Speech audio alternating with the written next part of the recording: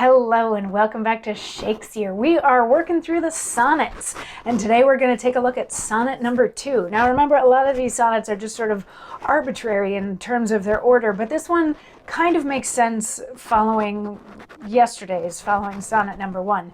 And sonnet number 2 says, "When 40 winters shall besiege thy brow, and dig deep trenches in thy beauty's field, thy youth's proud livery, so gazed on now, will be a tattered weed of small worth held.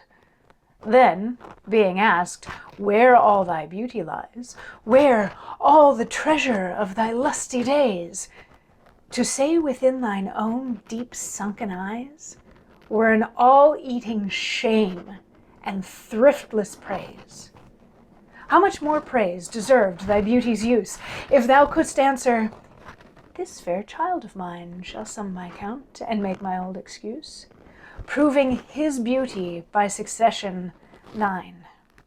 This were to be new made when thou art old, and see thy blood warm when thou feel'st it cold." So this one, my first impressions were pretty much in line with what a lot of other analyses say. This is about procreation, and again, encouraging someone to procreate.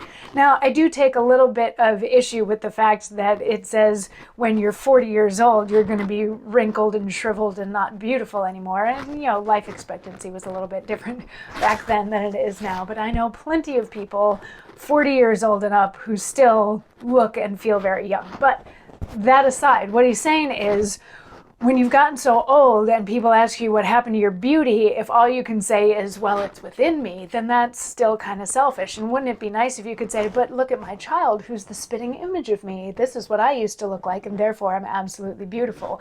And so by having passed on one's beauty to one's progeny, warms the heart in your old age.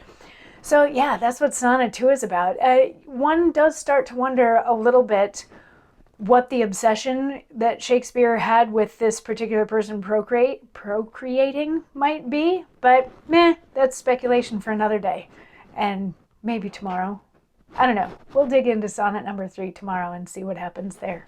See you then. Mwah.